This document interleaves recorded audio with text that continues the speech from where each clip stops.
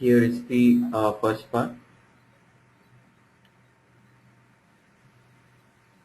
So basically there are two pages to it. This is the first page. When you finish reading this page, we'll move to the second page. Do take a snapshot of this page. It will help you while you are trying to answer the questions.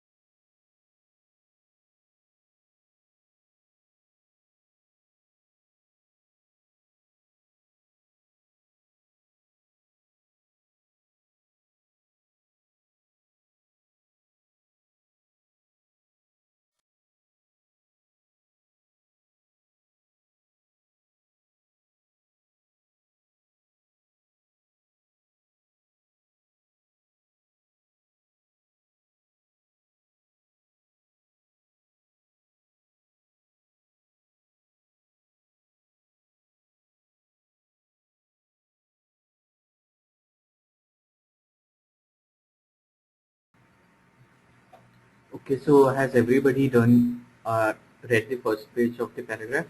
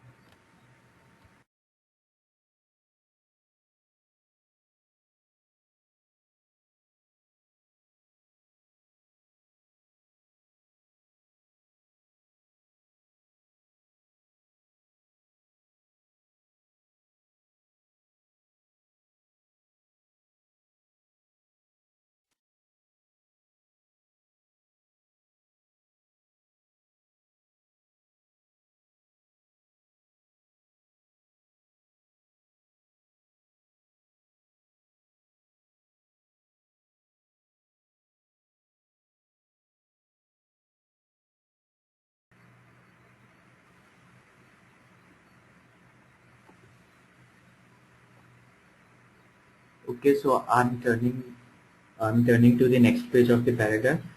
I hope everyone has taken the snapshot of this page.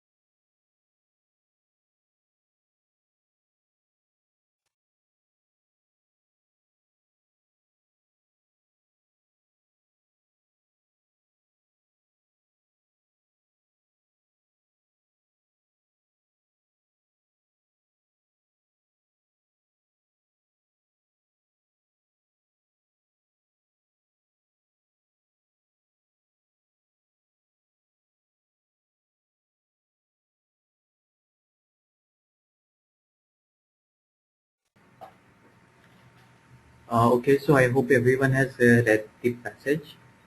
We now next move to the questions. So there are basically four questions, 4 or 5 questions related to each passage, and here we move to passage one. So the first question here is, the author of this passage is of opinion that profits and profitability are: 1. Purpose of setting up a business; 2. Sole goal and responsibility of a businessman; 3. Test of validity of business existence; and 4. Guiding factor of a businessman's actions and decisions.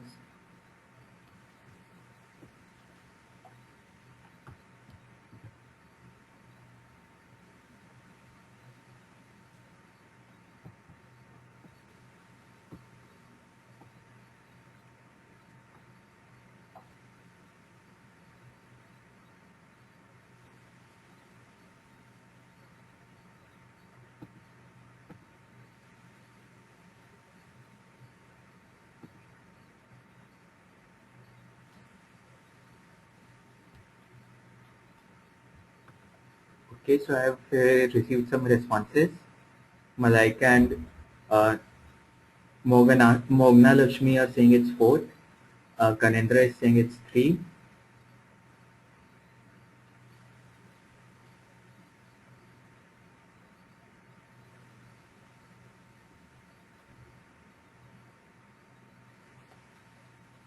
So let's have a look at the passage once. In the passage, you find that uh, focus on this part of the passage. It says profit is not the explanation, cause, or rationale of a business behavior and business decisions, but rather test of their validity. So the passage here very clearly mentions that profit and profitability has been taken as the test of the business validity. Hence, in our given question, which asks the author's opinion about profits and profitability. It would be option 3, the test of validity of business existence.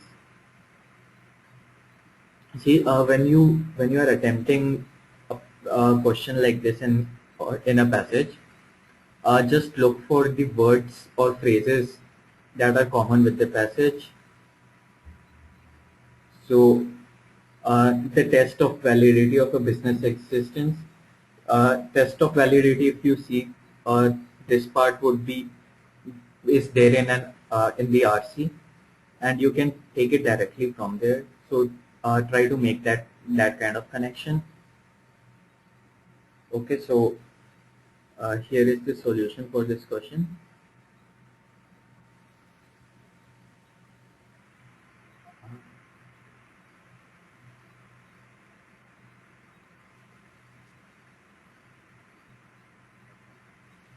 So we are moving to the next question. Question 2 from this passage. This passage highlights that the theory of profit maximization and profit motive, one, is largely responsible for the worst mistakes in public policy. Two, is a synchronized goal with a company's ability to make social contribution. Three, is the main purpose and job of managing a business. And four, was an idea not invented by classical economists. Again, I would advise you to look at the passage. If you have not taken a snapshot, I'll put up the passage now. Try to figure out from which part of passage these options are taken. It could be that some words are there for confusing, but for confusing you, so they put in exact words, but you need to make that kind of connection, right? So just look for the places from where those same words or same phrases are taken, and put it into the context of the question. Like if the place from the place where the uh, from where the phrase is taken, does it connect with the question? Does it make sense as an answer of the question? And also look at the phrases could be given in two ways. One way could be the opinion of the author, so like we saw in the previous question, and another way could be the author could have quoted someone. Okay, so in that case it would not be an opinion of the author, so you need to make that kind of distinction. So for that you need to go back to the passage to check your answer. So here is the passage.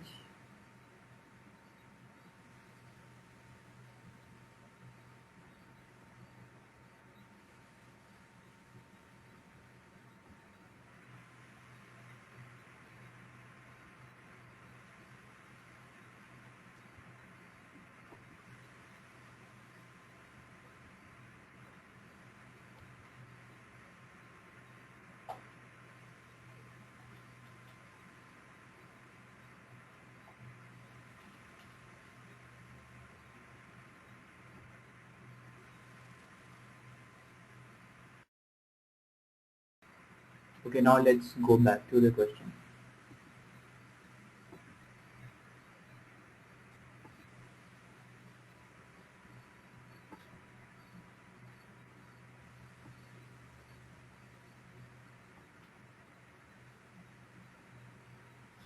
Just think and answer.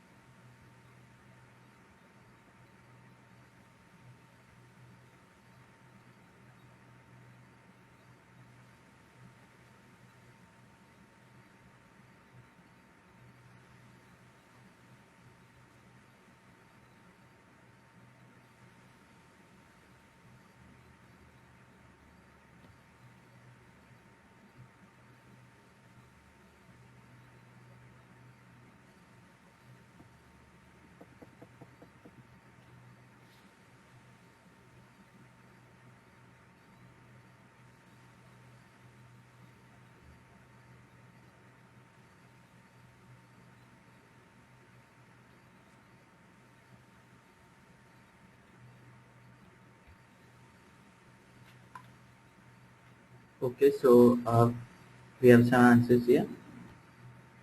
Let's check it out.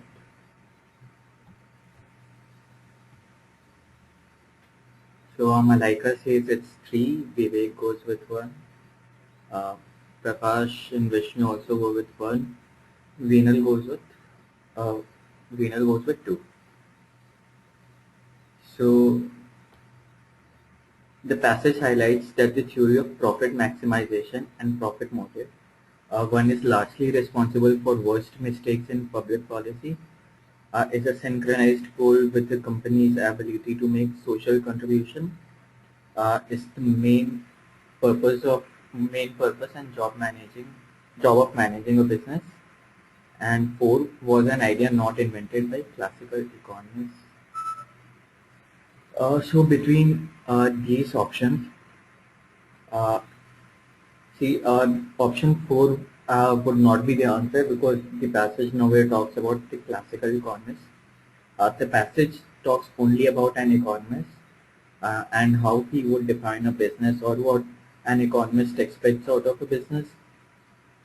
So option 4 would not be an answer, and option 3 would not be an answer as well, because uh, the passage talks exactly opposite. The passage uh, is meant to be saying that profit making and profit maximization is not a purpose of the business. A business is more than that. So option 3 will not be the answer. Option 2, the passage is somehow somewhere connects these two things. Uh, the companies, businesses' ability to um, make profit and its ability to make a social contribution. But if you look at the first part of the first option is explicitly mentioned in the passage. So let's go to that part. It's on the second page here. So in fact, the concept is worse than irrelevant. The very first line here, it does harm. It is a major cause of misunderstanding of the nature of profit in our society, and of deep-seated hostility to profit, which are among the most dangerous diseases of an industrial society. And here is the answer. It is largely responsible for the worst mistakes of public policy.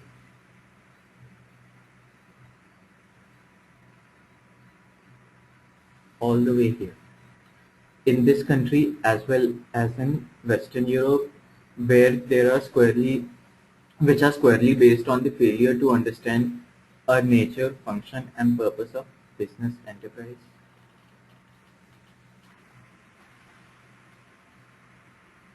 So let's look back at the question. So the answer here would be the first part. So the theory of profit maximization is largely responsible for worst mistakes in public policy. And here is the solution for that question.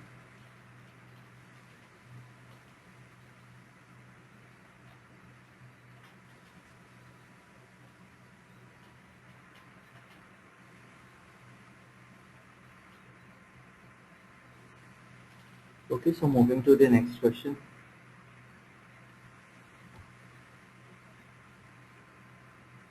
As stated in this passage, the purpose of a business is to 1. Make profit, 2. Increase wants, 3. Create customers, and 4. Manage revenue.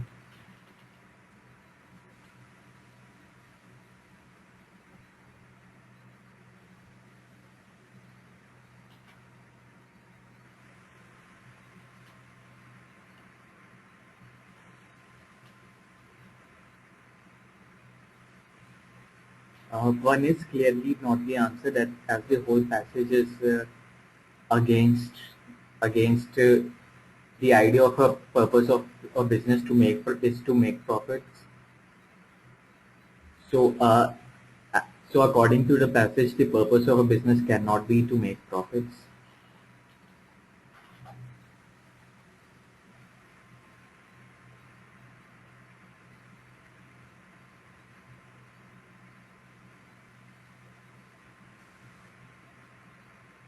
See, for the answer to this question, I would suggest that you look at the last paragraph once. I'll put it up.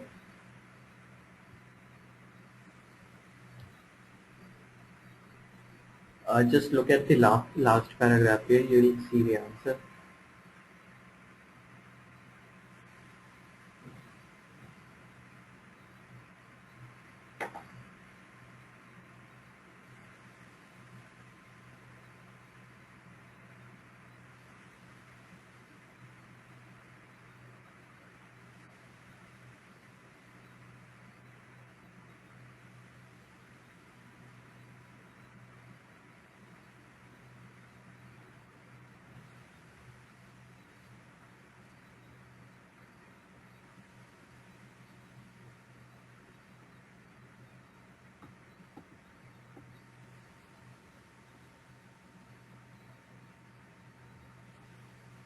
So the answer is part 3, create customers. Why is it? Because last paragraph, it is mentioned that there is only one valid definition of business purpose, to create customers. So the answer is option 3. So moving to the next question, the final question for first passage. According to author of this passage, what comes first? 1 want, 2 market, 3 demand, 4 customer.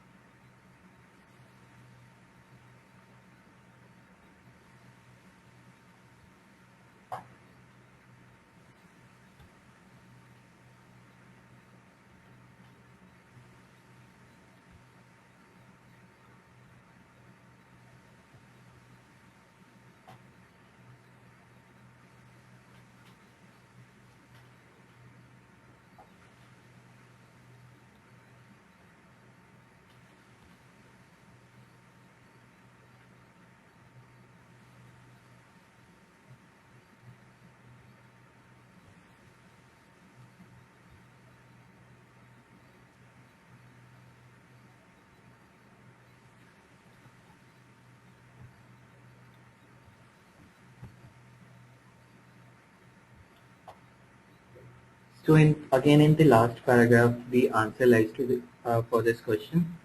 If you look at the last paragraph, there is a sentence. The sentence says, it remained a potential want until the action of business people converted into effective demand. Only then there is a customer and there is a market. Okay, so this line tells us that want precedes demand, customer and market. So the answer would be the first option, want. Okay, so let's move to the second passage.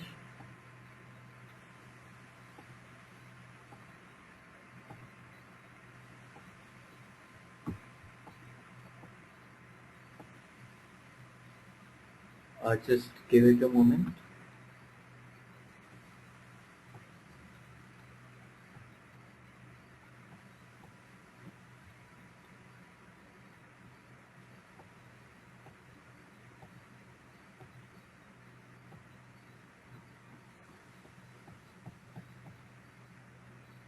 So here is the first passage. I think the display is a little odd. I'll put the correct display. Meanwhile, you start reading it.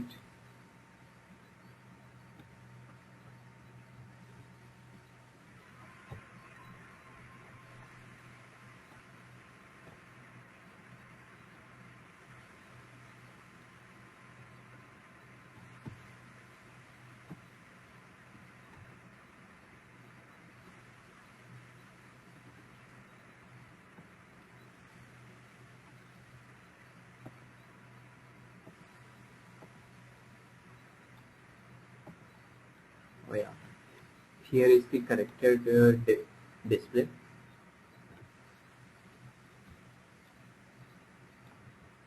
So go through the first part of the paragraph, then we'll move to the next part. I'm sorry, this is not. This is the first part of the paragraph. Go through it once. Then we'll move to the later parts.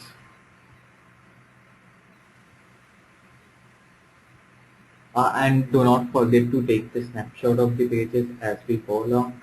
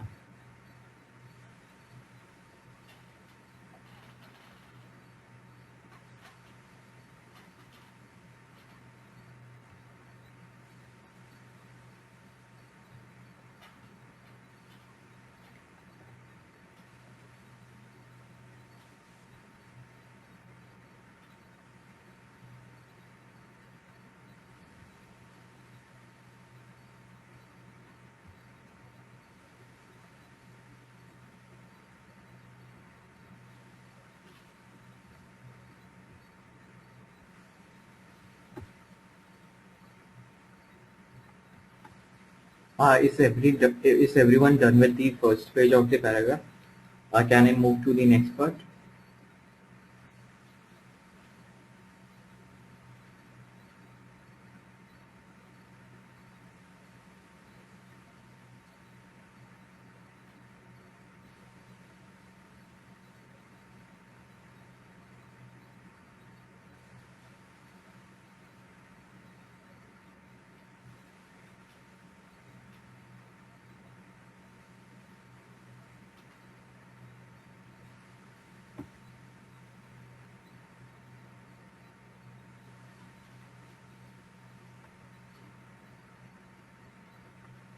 Okay, so moving to the next part of the paragraph of the passage.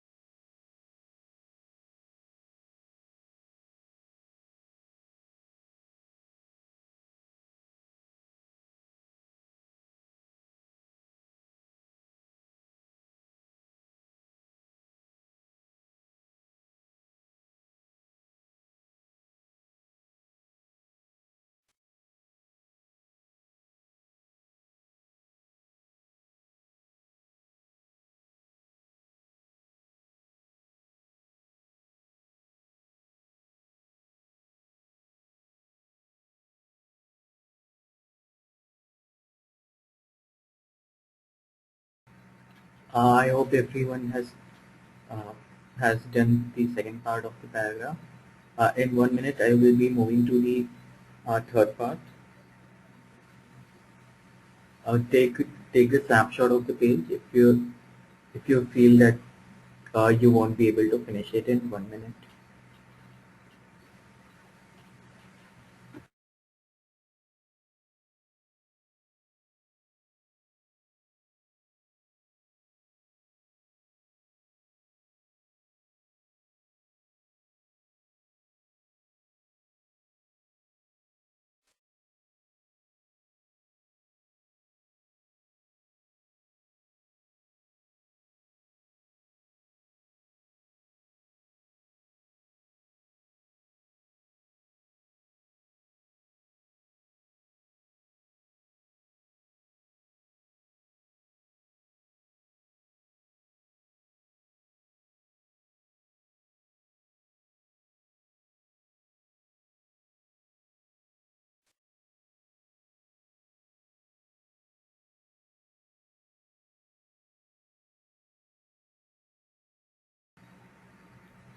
So moving to the next page.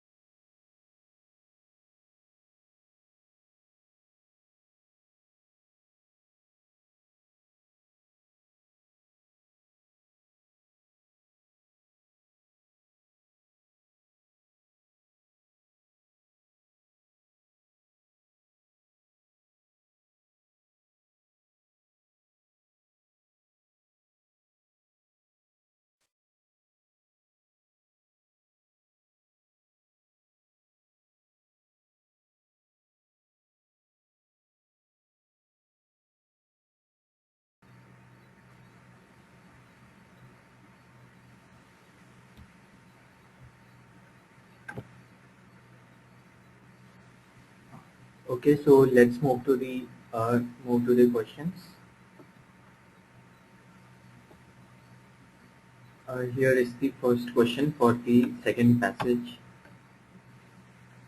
The synonym for the term vapid is 1 lively, 2 original, 3 lackluster, and 4 spicy.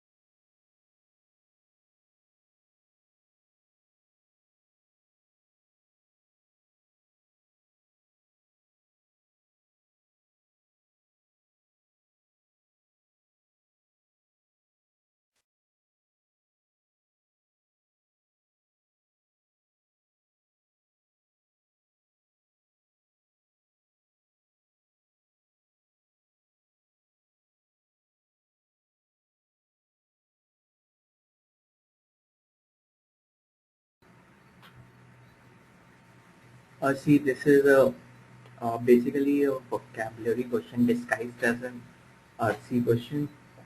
If you look at the paragraph, let me show the point where it is.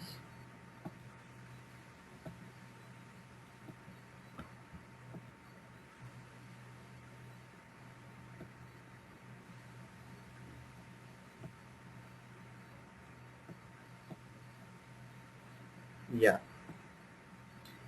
So if you look at the paragraph, at this point, turning away from the fat, half-witted girl who was writing on the blackboard, who gave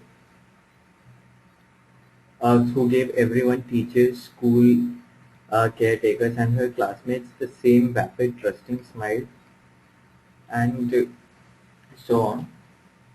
So you could draw out some conclusions from this line itself. First thing that the person who is talking about this girl does not think of this girl as a very intelligent or an attractive girl. So he uses words like fat, half-witted, and also uh, she's not able to differentiate between different people. So she gives everyone, teachers, school caretakers, and her classmates the same kind of smile. So from these things, what conclusions can we uh, what can we find about the different options that we have? Since the author has a very low opinion of this particular girl, I would say that option 1, lively, and option 4, spicy, would not really fit because these words, these adjectives rather are used in positive context. So when you say a person is very lively or very spicy, uh, it is generally in positive context. Original, about original, I would not go with original either because uh,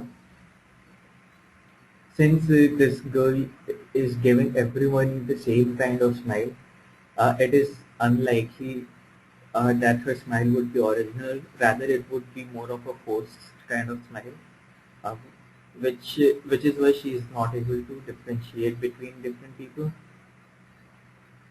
So, lackluster would be lackluster means something that is very dull or boring. So this could be a possible answer. Let us have a look at the solution. So vapid means offering nothing that is stimulating or challenging, and lackluster means the same. Therefore, option 3 is the correct answer.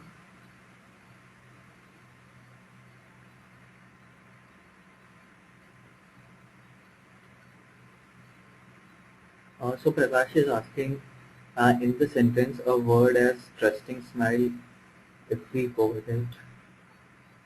See, as I told you before, it is not exactly an RC version. It is basically a vocabulary question. True, you can derive some context from the RC and see if it fits.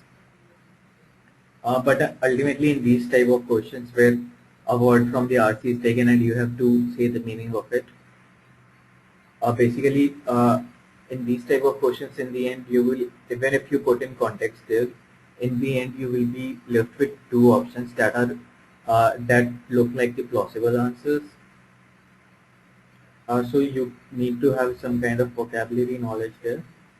But yes, you can, if you do not know, always look at the context and try to go into author's mind. What would the author mean with these sentences? So, but for example, there could be someone who who does not know either what vapid means or what lackluster means. So it would be a little difficult to answer this question with that kind of knowledge. So you need to have some basic idea of vocabulary.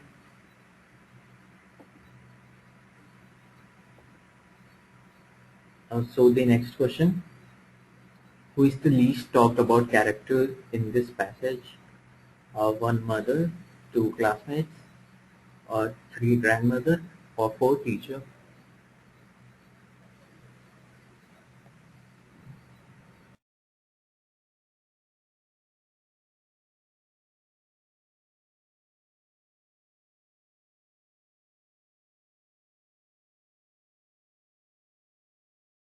So Vivek, Akshay and Prakash is three grandmother, and they are quite correct.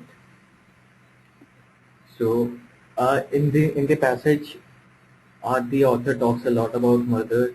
He has a whole paragraph about classmates and teachers, but the grandmother has been mentioned only once. So here is the solution. So the first few paragraphs talk about the teacher. The fourth paragraph mentions mother in detail. The fifth paragraph mentions grandmother only once. Okay. And the last paragraph mentions his classmates. So the correct answer is option 3.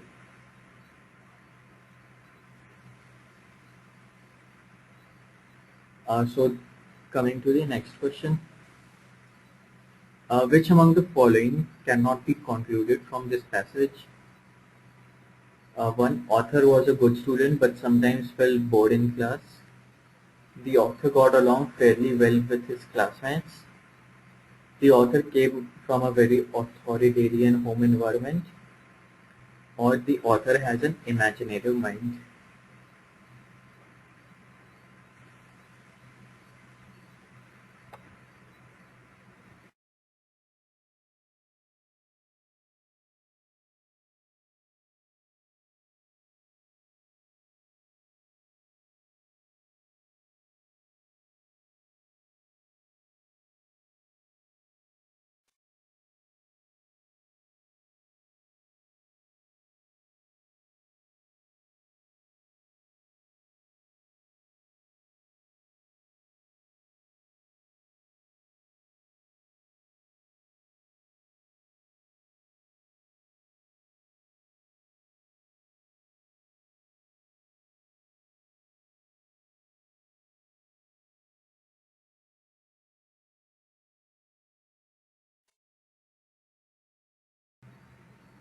So in the passage, if you look at it, the first option would be correct because he always raised his hand uh, first, but sometimes also got bored because he looked outside at the clouds, trying to imagine various things. So the first option is true, hence not the answer of this question. The fourth option, the author had an imaginative mind. So when looking out of the class, he would see clouds in different forms, in a fox, in a bowl, and etc. So that suggests the author also had a very imaginative mind. So this is also true, and hence not the answer. Between 2 and 3, uh, between if you look at 2, the author got along fairly well with his classmates. So if you look at it, some parts of the passage suggest that author was not really interested in knowing people, so he had a little difficulty in knowing them. But uh, but it nowhere suggests that he had any problems or difficulties he faced with his classmates. While on the other hand, if you look at option 3, uh, the passage mentions that his home lacked the authority he saw in his teacher. So that suggests that the home from where author came was not authoritarian at all. So 3 would be a more sensible answer for this question. So here is the solution. The third paragraph mentions that the author's father was not an authority figure and his mother was hardly an alien or distant tyrant. So the third option here is obviously untrue, and option 3 is the right answer.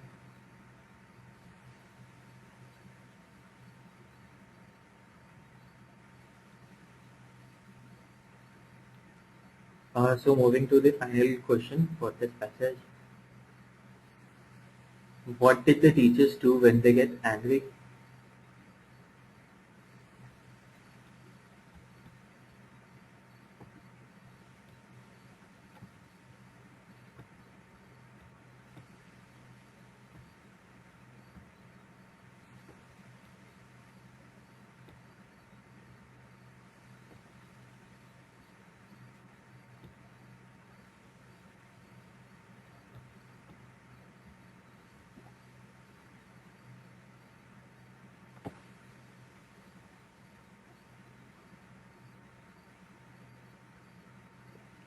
The third option here is made them join their hands together and sit quietly.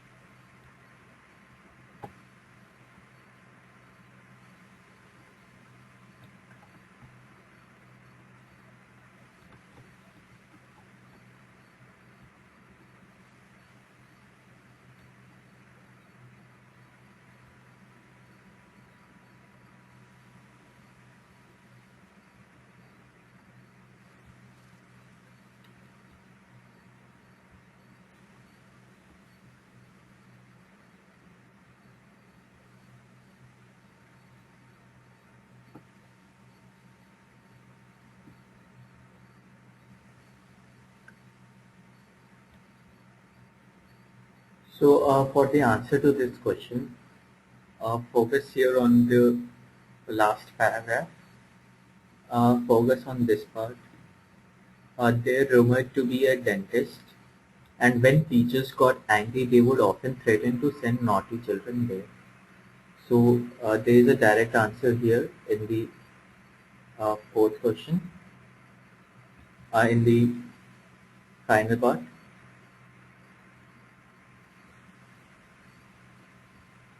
So the answer for this question would be the fourth option. The last paragraph mentions there was rumored to be a dentist to send naughty children there. So the correct answer is fourth option.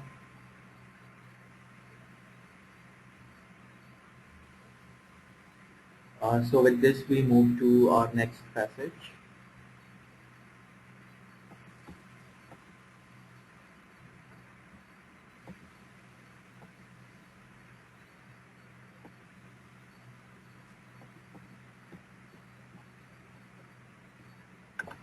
So here is the passage number 3. I'll just go through it, and in exactly three minutes I'll turn to the next page.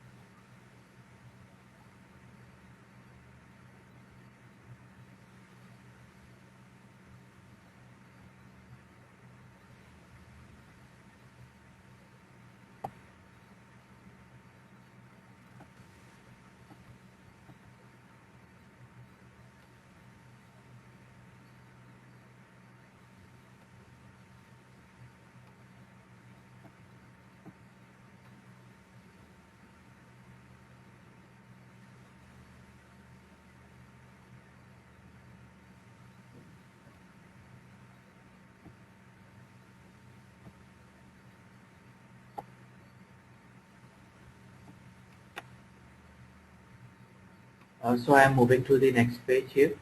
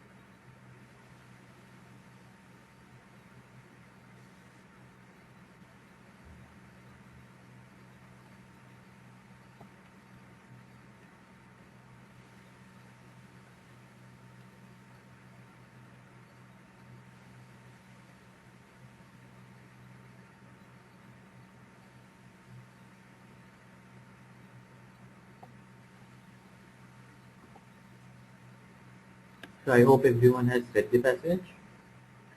Let's begin the questions for the third passage.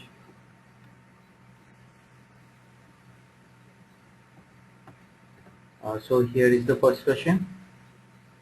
According to author's opinion, a few years before writing this article, which of the following appeared to be in store for KBC? The show's time was over.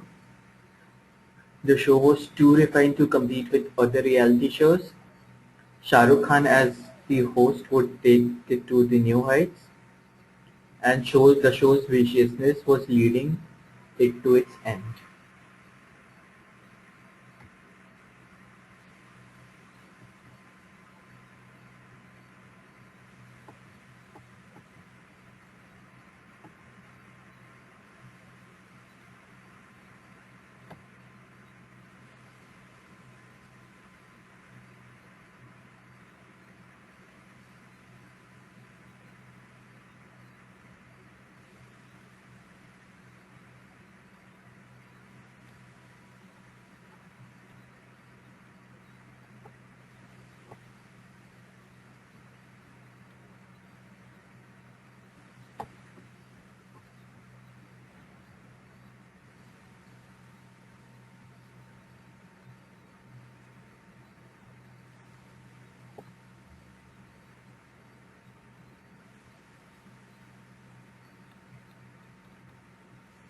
So if you look at the passage, the author has used words like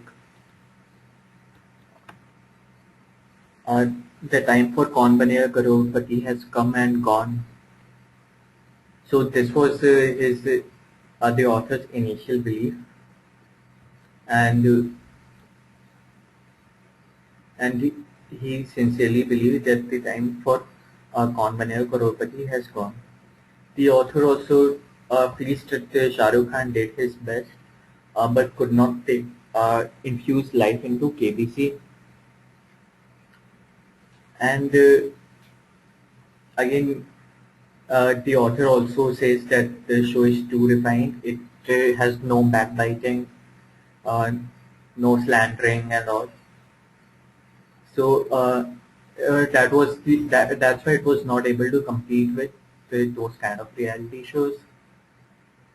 So uh, from the given statements that we have, we can see that what the first part is clearly correct, and the second part would also be correct, and it being correct, the fourth part would be wrong. So the answer for this question should be option 2, and here is the solution. So the solution says that the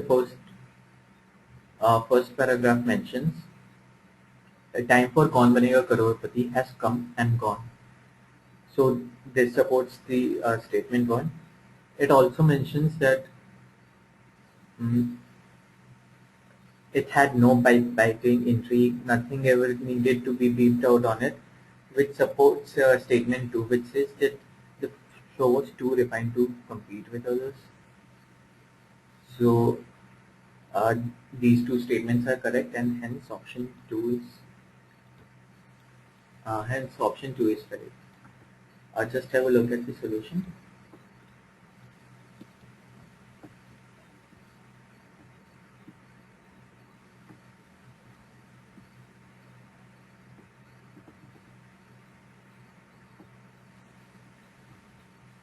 So coming to the next question. Unlike most reality shows, KBC has gained viewership on television by 1. Using glamorous participants on the show, 2. Getting participants to say unpleasant things about truth of life, 3. Making adjustments to its format time and again, and 4. By connecting with depth and reality of lives of the people.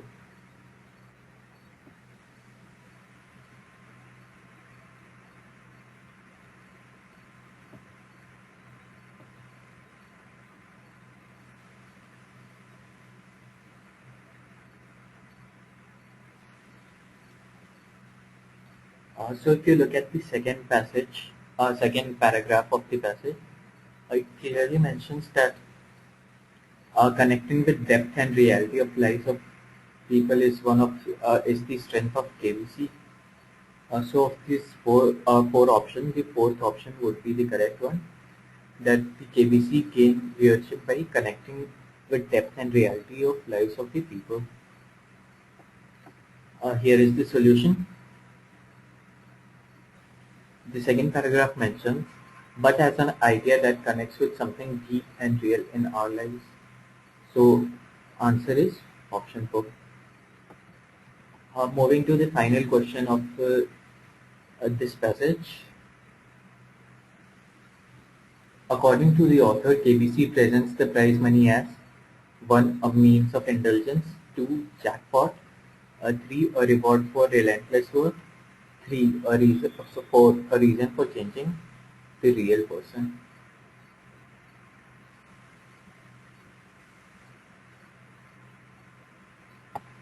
Okay, my bad. This is the second last question. There is one more question after this.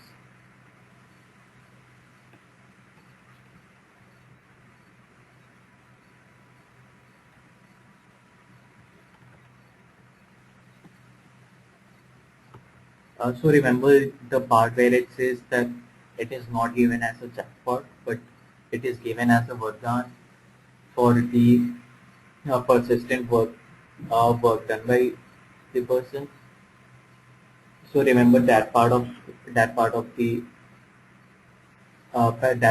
same paragraph when you try to answer this question. Try to connect it there.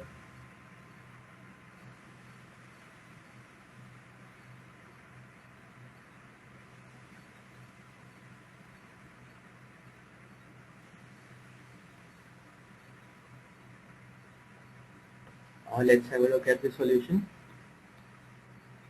So the third paragraph mentions it is given not as a jackpot but as a vardhan, a gift from divinity that comes for one's persistent effort, a prize for penance called ordinary life.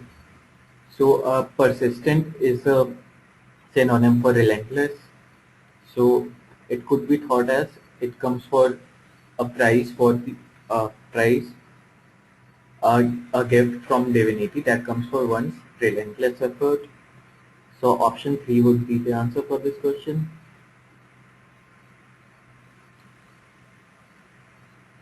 So coming to the final question for this passage, in what context does author use the phrase a relative pauper? Pauper means beggar. A beggar or someone who is very poor. So first option, no one can ever have enough money. 2, money can change who we are. 3, money is cold and has materialistic importance. And 4, money can change things for better only if it finds the right home.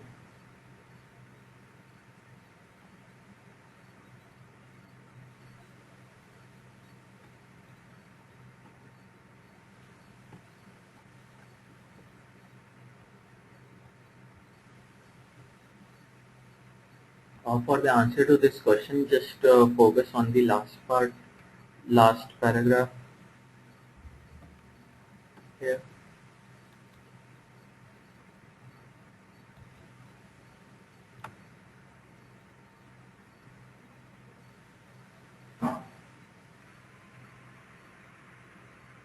Just see where the phrase relative pauper is written and see things immediately before it or immediately after it to find the correct answer.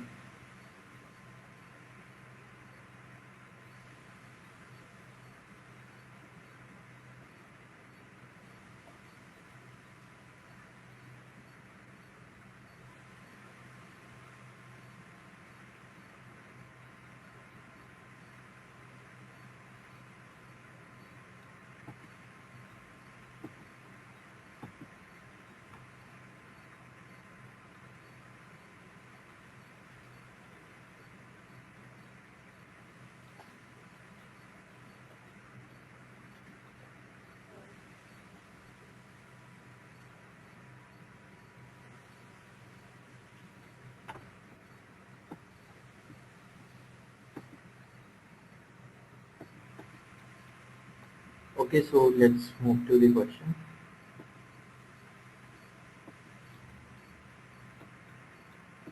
So in the passage it said that uh, the winners no doubt find out that one can never have enough money and everyone is a relative pauper. So the answer here would be the first option, and here is the solution for this question.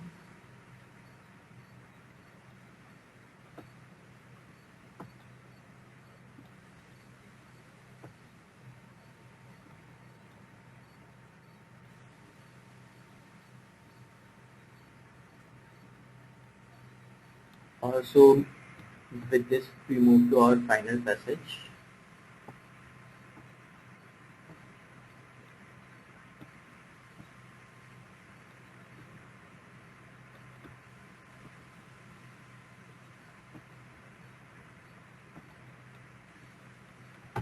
Here is the passage.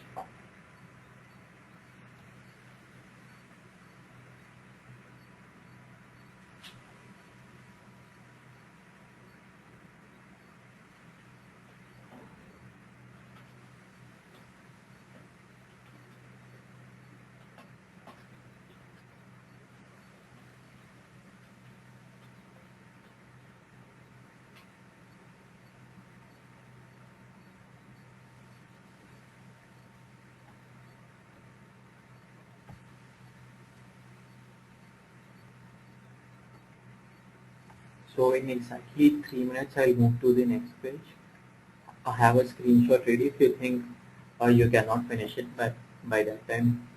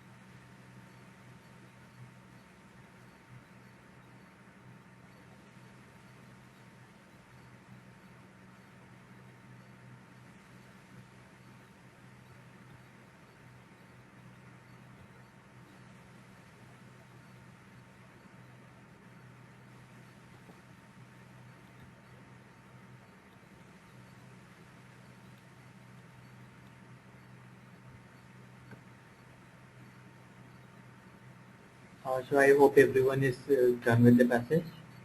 In 30 seconds, I'll move to the next part.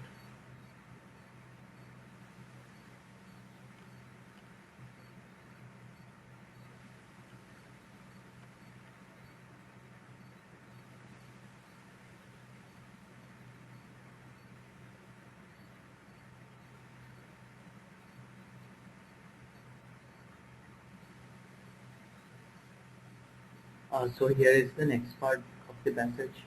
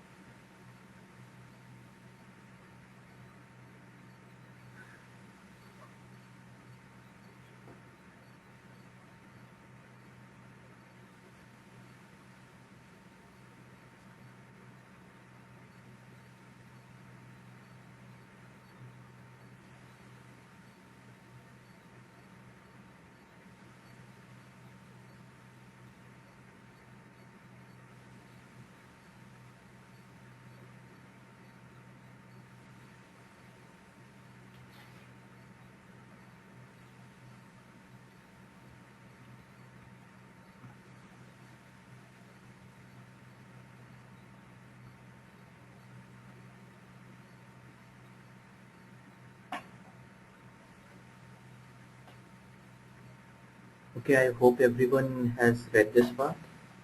I'll be moving to the next page soon.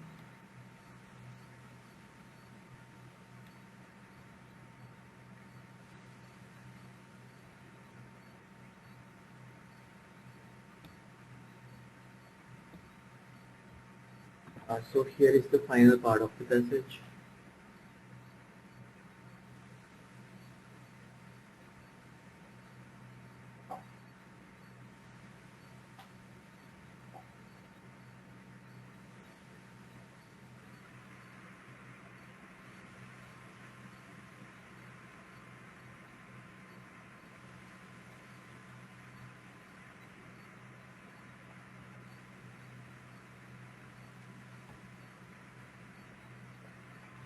So moving to the questions of this passage. Here is the first question.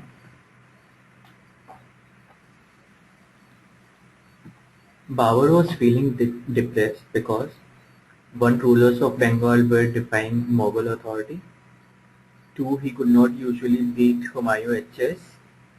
Uh, Three, he did not like the warm rains and the heaviness of monsoon air. Or fourth, Maham could not play flute as well as her grandmother.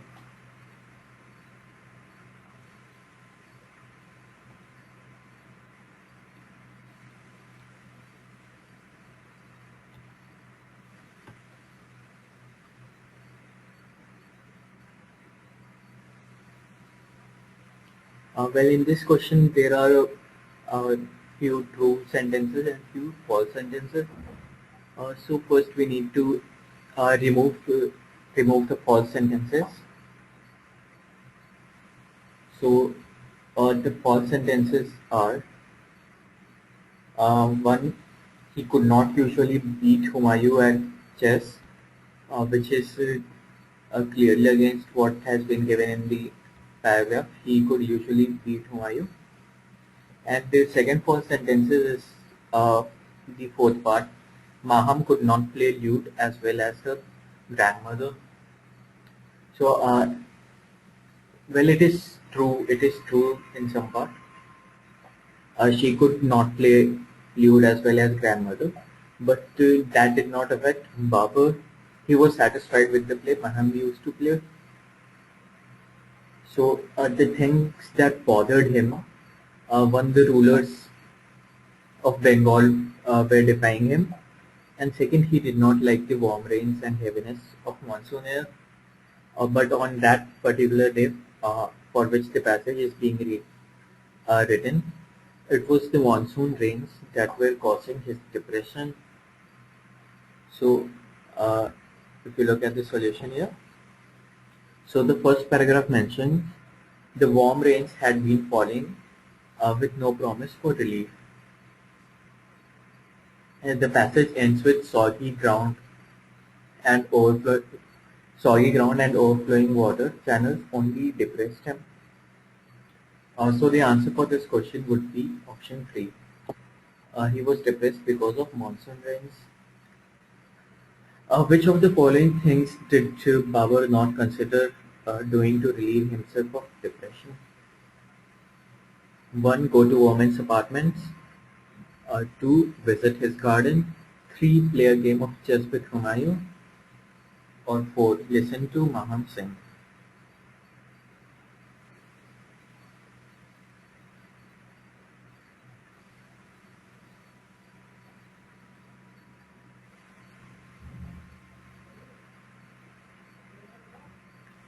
So just reframe this question in this sense.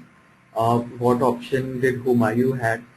What option did Babur had at that point of time? So he could go to woman's apartment. He could play a game of chess with Humayun, or he could listen Maham sing. But he could not visit his garden as it was overflowing with waters and the flowers were all soggy and ground was swollen.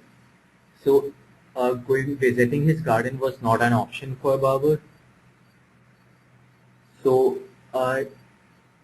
visiting his garden was not one thing he considered to relieve himself of depression. Uh, as it is written in the passage, he thought that visiting the garden will make him more depressed. So, the second paragraph mentions points A and B. The third paragraph mentions point C. So the second paragraph mentions going to woman's apartment and listening to Maham sing, and the first paragraph and the third paragraph mentions playing a game of chess with Humayun. The first paragraph mentions that even the garden could not pull out Baba from his depression. It does not mention Baba's effort to go to the garden. So it was not an option for Babur, hence the correct answer is option 2, visiting his garden. Let's look at the third question. What was it that Babur currently feared for Humayun?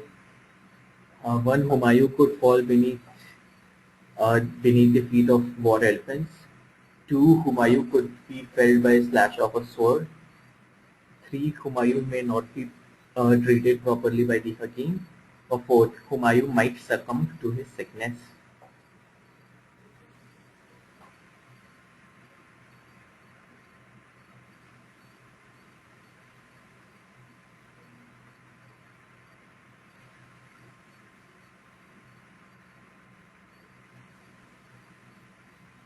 See, of these, the first two options are the fears that Babur had in past. So it could not be his current fear for Humayun. So you have to choose between option 3 and option 4.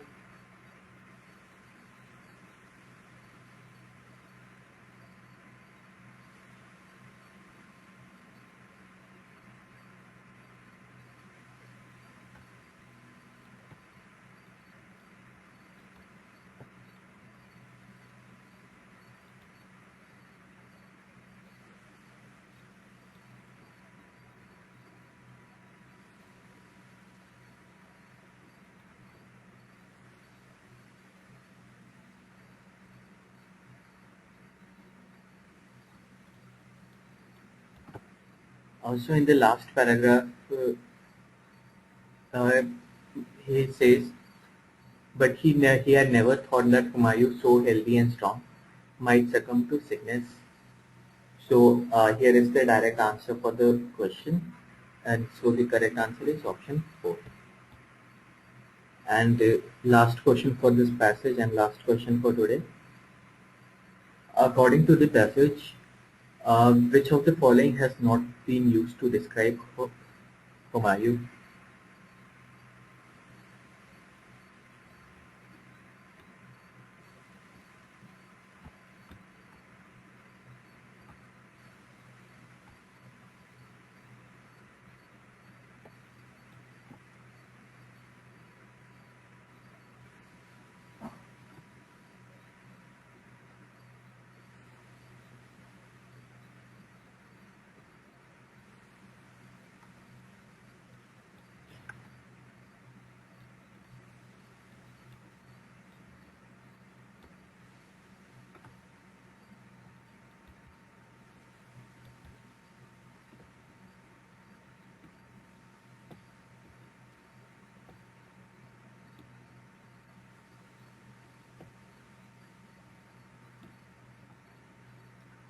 So when Babur was thinking about playing chess with Humayun, he thinks of Humayun as shrewd and subtle-minded, and he also, while he is thinking of sickness of Humayun, he thinks that Humayun is very healthy and strong, and also he refers to Humayun as his beloved eldest son. So the passage does not mention neatly turbaned head for Humayun. Uh, Rather, neatly turbaned head has been used in the passage, but it was not for Humayun. It was for Humayun's Hakim, that was Abdul Malik. So option 3 would be the correct answer here, and here is the solution.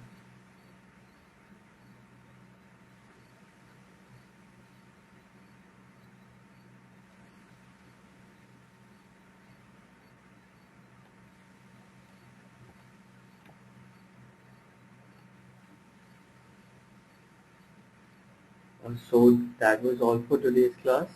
I have a request from Prakasham to revisit first question of passage 3, so I'll be doing that.